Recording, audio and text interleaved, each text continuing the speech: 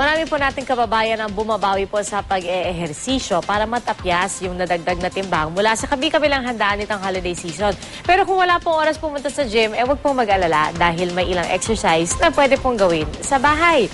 Alamin kung ano-ano yan sa balita natin ni Valerie Tan.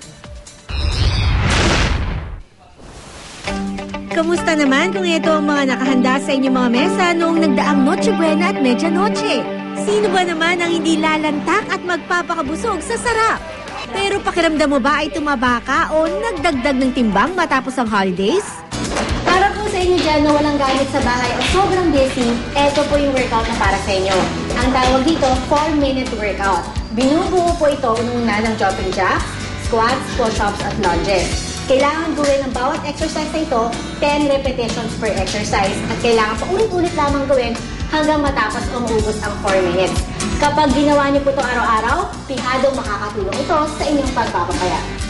From our fitness instructors, i-memorize mo na ang mga basic moves na simple na at practical pa to do every day. Start your workout with 10 counts of jumping jack. Isunod ang pag-squat kasama na ang palakpak. Gawin din ito ng 10 beses.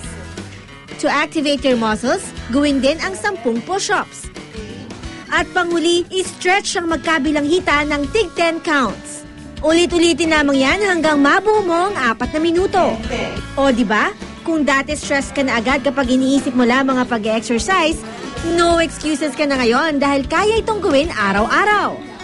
Siyempre, hindi ko rin naman pinalampas ang libreng session with our fitness coaches. Upgraded na rin daw ngayon ang ilang exercise gamit ang ilang tools na hindi lang para sa pagpapapayat, kundi para maging fit ang ating mga katawan. First up, the Bosu Squat. Aakalain mong madali lang magbalanse sa bilog na tuntungan na ito na kung tawagin ay Bosu. At dahil porsadong iyong katawan na makapagbalanse, siguradong ang muscle coordination mo ay gagana. Pag mas marami kasing challenge, mas maraming muscle yung mag-activate.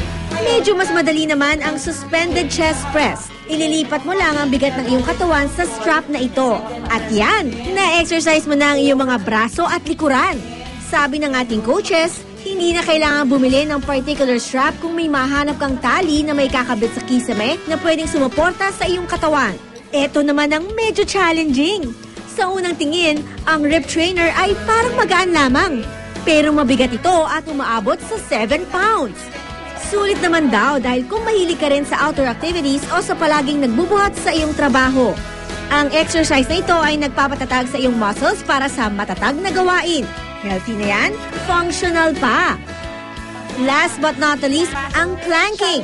Pwede raw itong haluan ng crunches at ang resulta, 6-pack abs. Gamit lang din ang strap, ilulusot mo lang yung mga paa rito at gagawa ng crunches na hindi bababa sa 4 na minuto. Mapapaganda rin daw nito ang posture o tindig ng iyong katawan. Sa konting minuto kada araw para sa ehersisyo, hindi mo na poproblemahin ng timbang, may kokondisyon mo pa ang iyong katawan.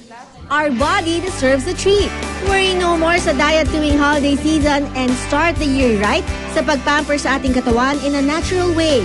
Gaya na lamang ng ating mga exercise ngayong umaga.